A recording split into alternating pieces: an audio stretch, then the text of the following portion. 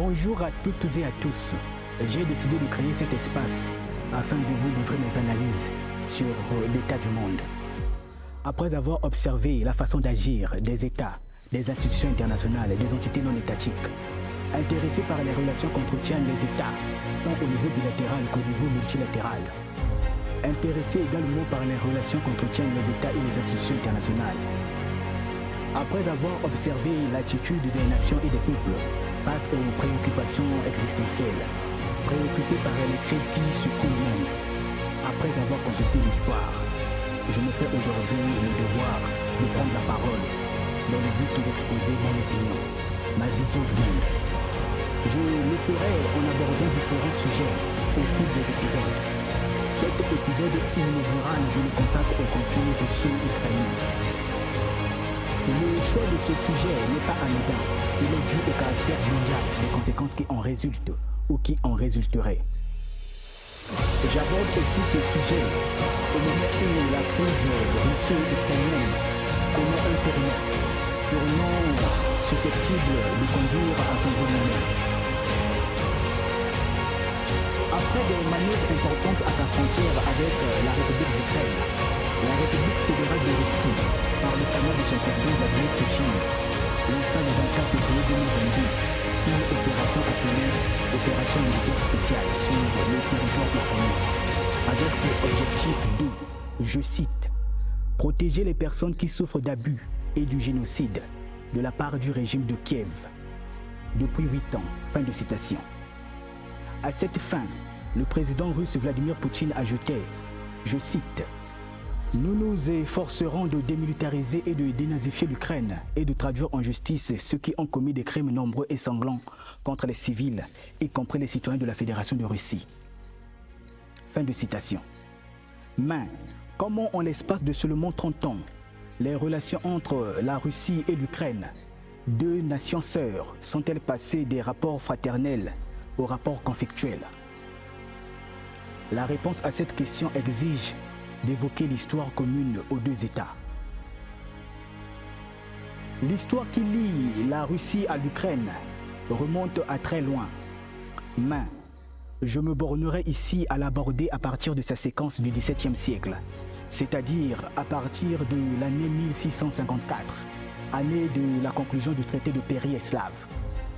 Ce traité conclu entre le tsar de Russie, Alexis Mikhailovitch, et l'étamant de l'armée Zaporog, Bohdan Chmelnytsky, était relatif au renoncement par l'Ukraine, alors appelée Hetmanat Kozak, de son indépendance en contrepartie de la protection de l'État russe, tout en conservant son identité et son système d'organisation et de fonctionnement interne. Après des siècles passés sous le giron russe et profitant des incertitudes nées de la révolution bolchevique d'octobre 1917, l'Ukraine décida de faire sécession en reprenant son indépendance. Cependant, cette indépendance retrouvée se traduira par une lutte entre différentes entités politiques pour le contrôle de l'État. Ainsi, la guerre civile durera jusqu'en 1922, année où fut prise la décision de créer l'Union des républiques socialistes soviétiques, URSS en sigle. Dans ce vaste État fédéral, Vladimir Lénine réussit à conserver les caractéristiques propres à chaque république. Mais, à l'avènement de Staline en 1924, la donne changea avec la remise en cause des différences identitaires au profit d'une société soviétique plus homogène. Cette remise en cause se traduira parfois par la perpétration d'actes tragiques. Malgré tout, l'entente entre la Russie et l'Ukraine demeure intacte, tant et si bien qu'en 1954, à la faveur de la célébration de l'anniversaire des 300 ans de la signature du traité de Péry-Eslav, Nikita Khrouchtchev décida d'offrir la péninsule de Crimée à l'Ukraine. Le 25 décembre 1991, après une période tumultueuse, après l'échec des réformes engagées par Mikhail Gorbatchev sous les vocables de Perestroïka et de Glasnost, l'URSS disparut officiellement et ses anciennes républiques proclamèrent tour à tour leur indépendance. Le 8 décembre 1991, la Russie, la Biélorussie et l'Ukraine signèrent l'accord portant création de la communauté des États indépendants, accord ouvert aux autres anciennes républiques soviétiques et à tout État dont les aspirations coïncident avec les siennes. Par la suite, la Russie et l'Ukraine signèrent le 31 mai 1997 le traité d'amitié, de coopération et de partenariat dans le but de conserver des liens forts. Par ailleurs, dans le processus de bipolarisation du monde qui s'opéra à partir de l'année 1945, sous fond de guerre froide, les États-Unis d'Amérique et leurs alliés signèrent le 4 avril 1949 le traité de l'Organisation de l'Atlantique Nord qui entra en vigueur le 24 août de la même année, rendant ainsi opérationnelle l'Organisation du traité de l'Atlantique Nord, autant un sigle.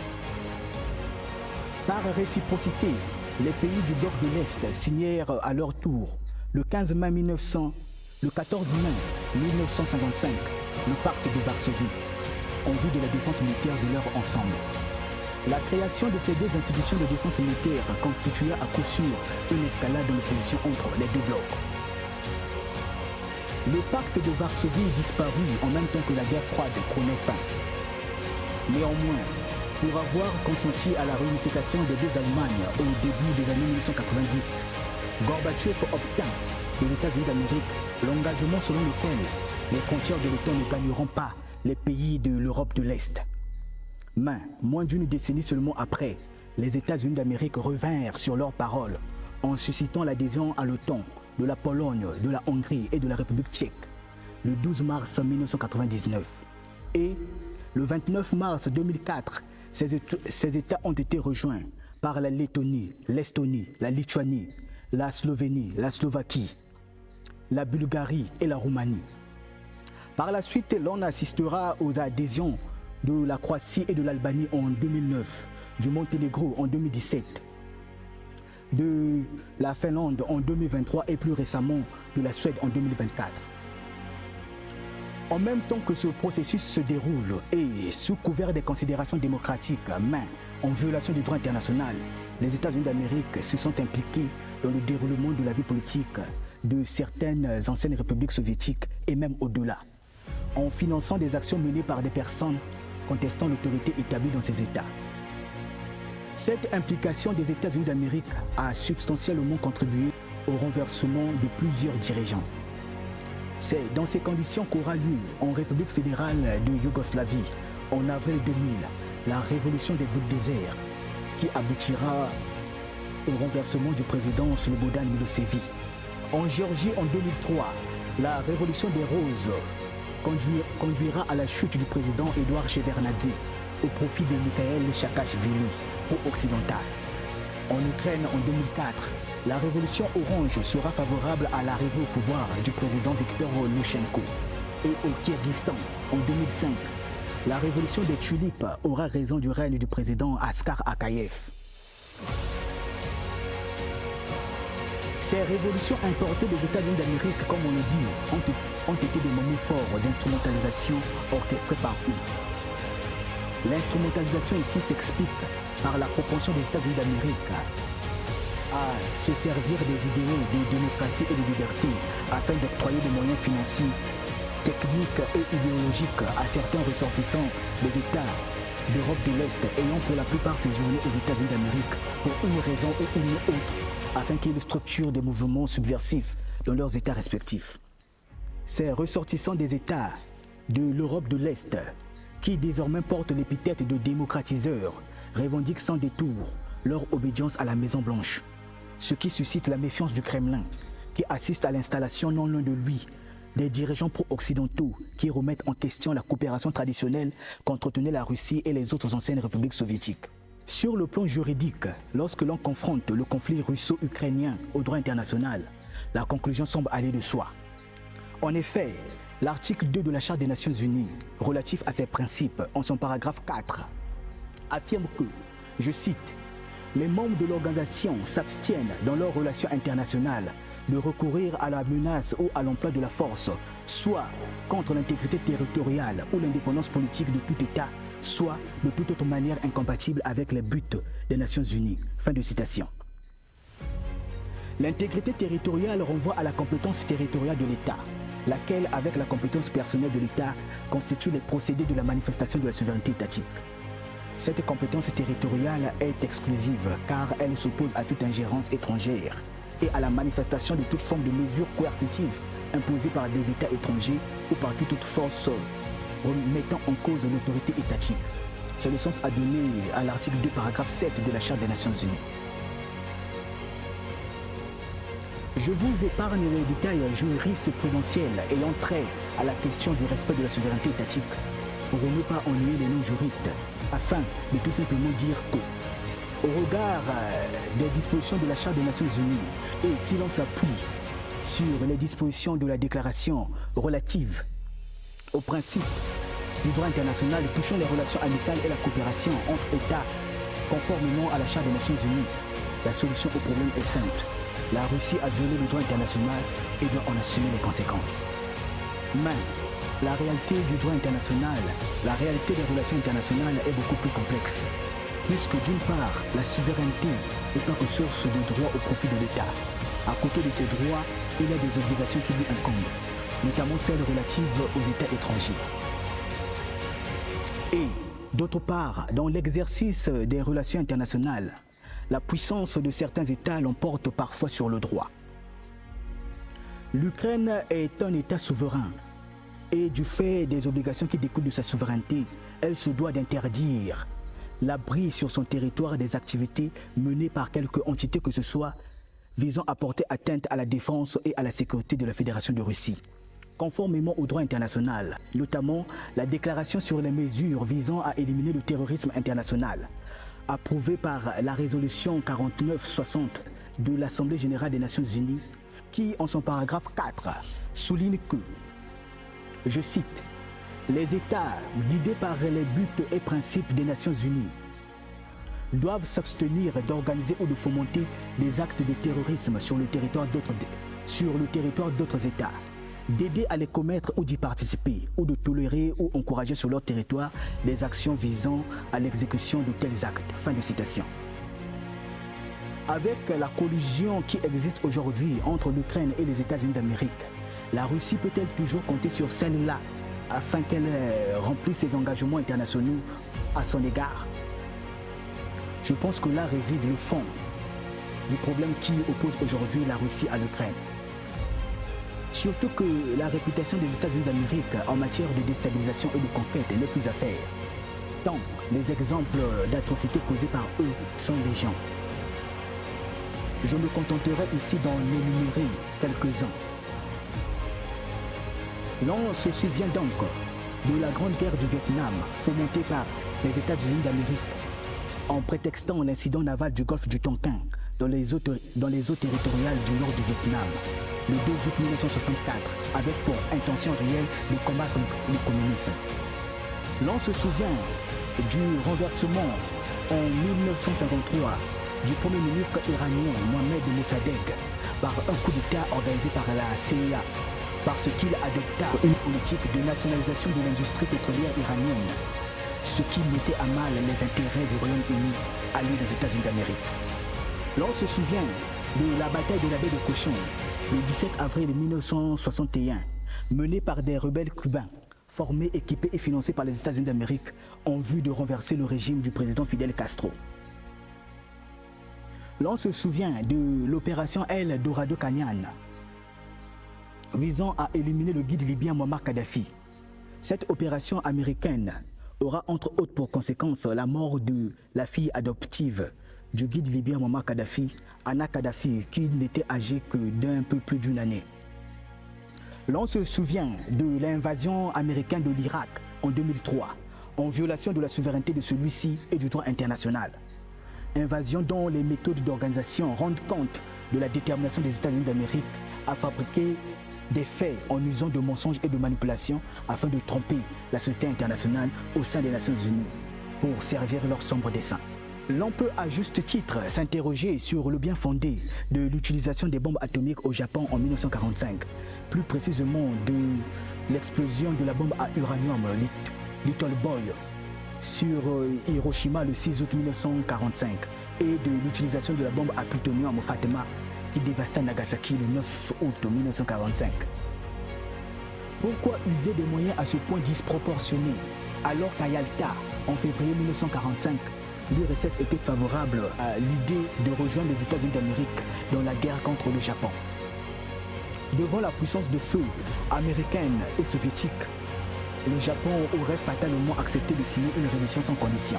Cette démonstration de force ne visait-elle pas principalement à effrayer l'URSS qui était déjà pour eux un adversaire militaire et idéologique crédible? Enfin, l'on a toujours à l'esprit les combines des États-Unis d'Amérique au Congo Léopold vide après indépendance, avec la complicité du Royaume de Belgique et de certains cadres autochtones en vue de l'élimination du premier ministre Patrice Lumumba. Je parle des États-Unis d'Amérique, mais l'URSS aussi en son temps a usé de sa puissance pour satisfaire des ambitions contraires aux désirs de certains peuples à l'autodétermination. C'est ce qui explique entre autres l'échec en 1956 de la révolution hongroise, dont les objectifs concernaient les revendications du peuple hongrois de voir la Hongrie, leur pays, être dirigé par des dirigeants totalement indépendants de l'URSS et anticommunistes. Cet échec sera entre autres marqué par la mise à mort du premier ministre hongrois Emre Nagy, qui soutenait l'idée d'une Hongrie plus indépendante et neutre. Le printemps de Prague, qui commença en janvier 1968 et s'étala jusqu'en 1969, connaîtra la même infortune que la révolution hongroise, avec l'exécution de l'opération Danube, relative à l'invasion de la Tchécoslovaquie par les troupes du pacte de Varsovie. L'invasion soviétique de l'Afghanistan, le 25 décembre 1979, montrait à suffisance que l'URSS n'avait pas tiré les leçons de la débâcle des États-Unis d'Amérique au Vietnam. Et comme eux, elle sera elle aussi contrainte de se retirer de l'Afghanistan sans avoir gagné la guerre. En Pologne, en août 1980, un mouvement revendiquant la liberté syndicale des travailleurs émergea à la suite de la ferveur populaire née du premier voyage que le pape Jean-Paul II y a effectué. La détermination de ce pape à combattre le communisme tel qu'il a présenté dès le début de son magistère, avec son message envoyé au peuple de l'Europe de l'Est.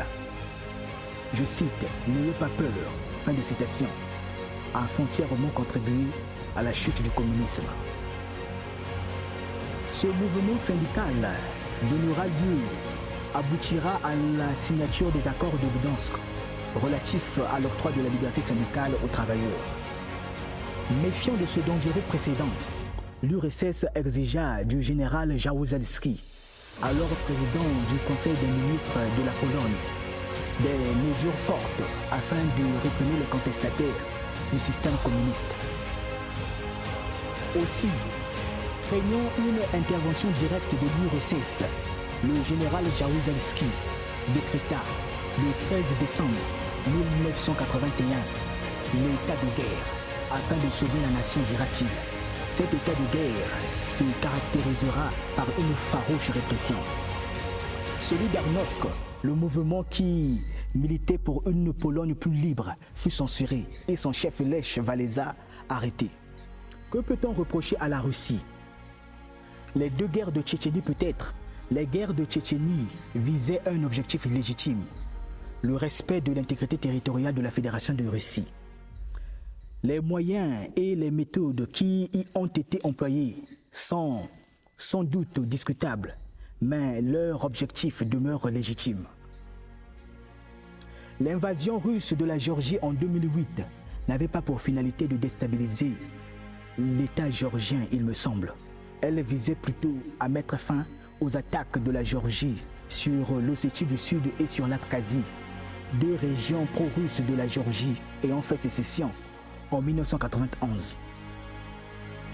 Le fait que l'armée russe se soit arrêtée aux portes de Tbilissi, la capitale de la Géorgie, alors que rien ne l'empêchait véritablement d'avancer, n'est-il pas le signe que la Russie ne nourrissait aucune ambition territoriale en Géorgie, mais ne cherchait qu'à rétablir la paix dans le Caucase? Les États européens, en grand nombre alliés des États-Unis d'Amérique, agissent de concert avec eux dans l'aide à apporter à l'Ukraine. Cette aide dont les États-Unis d'Amérique constituent le principal donateur contribue à la longévité de ce conflit qui aurait pu être bref. Le soutien et les conseils des dirigeants occidentaux offrant à espérer aux dirigeants ukrainiens une victoire militaire contre la Russie, alors que tout sur le terrain démontre l'incapacité de l'Ukraine à remporter une victoire contre la Russie. L'Occident fait-il bien de soutenir militairement l'Ukraine? Ce soutien sert-il véritablement la cause ukrainienne ou au contraire vise-t-il à affaiblir la Russie en utilisant insidieusement l'Ukraine? Les États européens s'emploient à dire que la Russie constitue pour eux un danger permanent, un danger existentiel. Mais est-ce la Russie qui déploie des armes en Europe ou est-ce l'OTAN? Est-ce la Russie qui se rapproche militairement des pays de l'Europe occidentale ou est-ce l'OTAN qui agit dans le sens inverse? L'actualité du conflit russo-ukrainien montre que l'armée ukrainienne recule partout à un rythme lent mais constant. Ce que certains médias occidentaux qualifient de grignotage du territoire ukrainien, peut-être dans le but de minimiser les avancées de l'armée russe pour des besoins de communication, est tout simplement une perte de territoire pour l'Ukraine et un gain territorial pour la Russie. L'offensif désespéré de Kursk démontre à mon avis la perte de lucidité des dirigeants ukrainiens s'agissant de la prise de conscience de la capacité réelle de leur armée à remporter, à mener des actions décisives en vue de la reconquête de leur territoire. Cette opération visait-elle un but purement symbolique, auquel cas traduit les responsabilités des dirigeants ukrainiens, ou visait-elle à contribuer à rendre victorieuse l'Ukraine? Le président ukrainien Volodymyr Zelensky a, je pense, failli par excès de zèle ou par naïveté. Peut-être voulait-il plaire à l'Occident. Peut-être croyait-il pouvoir le faire en faisant fi des sensibilités géopolitiques et de l'étroitesse des relations multiformes qui lient la Russie à l'Ukraine. Il a laissé se développer un conflit dont il savait que son pays ne disposait pas des moyens nécessaires propres afin d'en venir à bout par les armes. Il s'est employé à signer un décret au début de ce conflit, interdisant toute négociation avec le président Vladimir Poutine, mais se dit aujourd'hui disposé à agir dans ce sens, après d'énormes pertes humaines et matérielles. N'avait-il pas conscience du fait, après analyse des forces en présence, qu'il était préférable d'engager des négociations très tôt avec la Russie afin de limiter les dégâts? À quel sacrifice le président Volodymyr Zelensky est-il prêt à exposer l'Ukraine? Car dans une démarche de vouloir à tout prix s'assurer de la permanence du soutien des États occidentaux, il leur propose des contrats d'exploitation des ressources premières de l'Ukraine en contrepartie de leur aide militaire. Sa récente visite aux États-Unis d'Amérique et la tournure pathétique qu'elle a prise témoignent de la situation de dépendance sécuritaire dans laquelle l'Ukraine s'est mise en misant sur l'Occident afin d'assurer la défense de son territoire. L'actualité évoque aussi l'idée d'une rencontre entre les présidents Vladimir Poutine et Donald Trump. Si cette rencontre a lieu et si elle se révèle être décisive pour la fin de ce conflit, cela sera la preuve irréfragable que ce conflit est en réalité un affrontement entre la Russie et les pays de l'OTAN et que l'Ukraine n'est qu'un pantin, une marionnette au service de l'Occident. Que les États à travers les 5 continents aient toujours en vue que l'Occident, mu par son besoin insatiable pour le profit économique et persistant dans sa volonté de vouloir imposer sa conception des choses au reste du monde, est prêt à s'adonner aux actes de provocation afin de pousser ses adversaires à la faute. Il y a eu la crise des missiles de Cuba parce que des années auparavant, les États-Unis d'Amérique avaient déployé des missiles Jupiter en Turquie, pouvant facilement atteindre le territoire de l'URSS.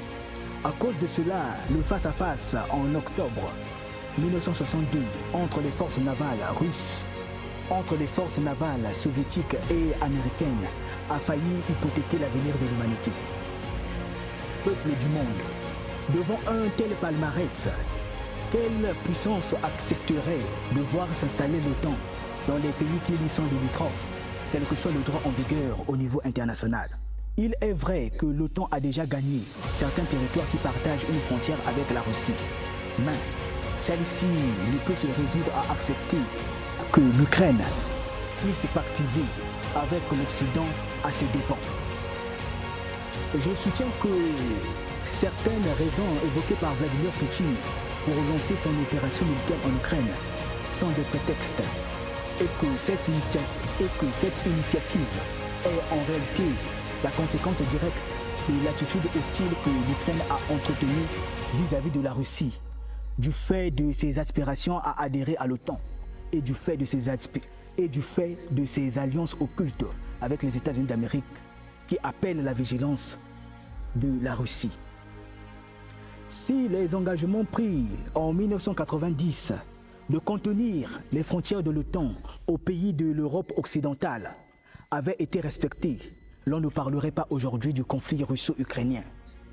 Car la tension qui a déchaîné la Russie résulte de la proximité qui existe désormais entre elle et les frontières de l'OTAN.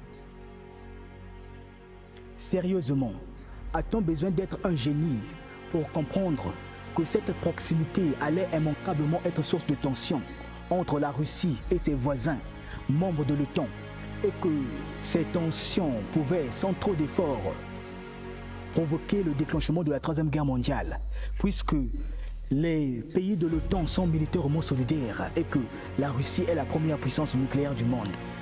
A-t-on besoin de fréquenter des grandes universités pour comprendre ces évidences? Et la clairvoyance commande à considérer que l'expansion de l'OTAN impulsée par les États-Unis d'Amérique et leurs alliés ne constitue pas un fait anodin. Son but inavoué est de favoriser la vulnérabilité de la Russie dans l'éventualité d'un conflit ouvert avec les pays de l'OTAN et de susciter pour l'État russe le sentiment d'un danger permanent, susceptible de porter atteinte à son prestige et à ses intérêts. Lorsque l'on a pris conscience de tout cela, il devient alors facile de comprendre les agissements de la Russie. Les États-Unis d'Amérique sont l'État qui a tiré profit des deux guerres mondiales comme aucun autre État dans le monde. Fort de cet avantage, ils ont voulu dominer le monde, mais se sont heurtés dans la réalisation de cette entreprise à l'opposition de l'URSS, qui au lendemain de la Seconde Guerre mondiale est économiquement très affaiblie pour avoir enduré la guerre sur son territoire. Aujourd'hui, c'est la Russie et la Chine qui leur font face. Ceci est d'autant plus vrai que toute personne physique ou morale qui désire s'opposer de manière foncière aux méfaits de la politique des États-Unis d'Amérique se doit de s'assurer du soutien russe et ou chinois. Dans le cas contraire, les mesures prises pour lutter contre les abus de la politique des États-Unis d'Amérique sont vouées à un échec certain. Le guide libyen Muammar Kadhafi a commis l'imprudence de s'opposer à l'Occident tout en entretenant des relations ambiguës avec l'URSS puis la Russie. Alors même que lorsqu'il est pris le pouvoir, le 1er septembre 1969, à l'issue de l'opération Al-Qoud, la politique qu'il adopta était plus proche du communisme qui avait cours en URSS qu'à autre chose. Qu'est-ce qui justifiait la tiédeur de Muammar Kadhafi dans ses relations avec l'URSS puis la Russie? Une chose est vraie, c'est que cette imprudence a conduit à sa chute puis à sa mort en 2011. En revanche, Fidel Castro, qu'il qualifiait de vulgaire satellite de l'URSS, ne s'est pas privé de l'aide soviétique puis russe et a survécu à tous les complots des États-Unis d'Amérique. L'affaire Snowden est un poignant exemple du rôle de premier plan que joue la Russie dans la lutte contre les excès de la politique des États-Unis d'Amérique. Alors que les grandes nations des droits de l'homme d'Europe refusèrent d'accorder leur protection à Edward Snowden, qui a eu le courage de dénoncer les méthodes déplorables des services de renseignement des États-Unis d'Amérique, la Russie l'a fait sans crainte des éventuelles sanctions et pressions des États-Unis d'Amérique. Je mets en évidence ces exemples pour dire que la Russie est une partenaire sûre pour tout État qui désire véritablement s'affranchir de l'emprise de l'Occident. Et cela est sans doute triste de le dire, mais sa capacité à tenir sa place dépend en partie de l'issue du conflit qui l'oppose à l'Ukraine. Si elle est victorieuse, cela conduira à la perte d'influence au niveau international des États-Unis d'Amérique en particulier, et de l'Occident en général, au profit d'un monde plus stable où tous les États, puissants et moins puissants, exerceraient leur souveraineté, d'abord pour le bien de leur peuple, puis dans le cadre d'une coopération internationale où tous trouveraient satisfaction de leur participation. Par contre, si elle est battue, sa défaite conduira au renforcement de l'emprise occidentale sur le reste du monde, avec les conséquences que cela implique. Les États, parce que souverains, sont libres de conclure des accords avec d'autres États. Mais il me semble ceci. Les causes profondes qui ont prévalu à l'avènement des deux guerres mondiales étaient le résultat des rivalités militaires nées des alliances de défense. Ainsi, pendant ces guerres, l'envie s'opposait non pas des États pris individuellement, mais des groupes d'États organisés en alliances de défense militaire. La Première Guerre mondiale opposa la Triple Entente à la Triple Alliance et la Deuxième Guerre mondiale fut une confrontation entre les forces de l'Axe et les Alliés. L'institution des Nations Unies au lendemain de la Deuxième Guerre mondiale était l'occasion d'unir tous les États au sein d'une structure où ils pourraient régler de manière pacifique leurs différends. La création de l'OTAN fait-elle jonction avec les aspirations qui ont présidé à la naissance des Nations Unies, au regard du fait qu'elle a enclenché la réunion des conditions nécessaires à l'avènement de la Troisième Guerre mondiale? À mon avis, la création de l'OTAN résulte de l'exploitation par l'Occident des faiblesses du chapitre 8 de la Charte des Nations Unies relatif aux accords régionaux. Il revient présentement à tous les États, pris individuellement mais aussi collectivement, de penser l'avenir de l'humanité en identifiant les problèmes qui menacent le vivant, afin de persuader leurs auteurs par tous les moyens dignes en leur possession de cesser de déstabiliser le monde par leurs méthodes et politiques contraires à la jouissance véritable des droits de l'homme et des peuples. Le monde a l'avantage de disposer d'un patrimoine riche d'événements heureux, mais aussi d'événements d'une tragédie indicible, comme la traite négrière, la colonisation et les deux guerres mondiales. Il serait bon qu'il s'en inspire afin de construire une meilleure version de lui-même pour la pérennité de l'humanité. Je souhaite ardemment aux peuples slaves en conflit de puiser dans leur histoire commune les raisons de transcender leurs différents présents, en faisant abstraction de toute influence extérieure afin d'aboutir à un accord de paix en cette année 2025. Je dis en faisant abstraction de toute influence extérieure, car l'Ukraine ne doit laisser ni les États-Unis d'Amérique ni les États européens négocier à sa place. Ce n'est pas en accordant des intérêts économiques aux États occidentaux que l'Ukraine connaîtra la paix. Ce n'est pas non plus en déployant une force européenne en Ukraine, si tant est que cela soit possible, que celle-ci connaîtra la paix. L'instauration d'une paix durable en Ukraine ne saurait dépendre de l'aide qu'elle reçoit de l'Occident.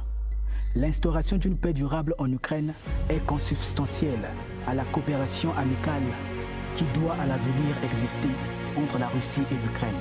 Soyons réalistes et reconnaissons-le. Je vous dis merci de m'avoir suivi et à très prochainement pour un nouvel épisode d'analyse sur l'état du monde.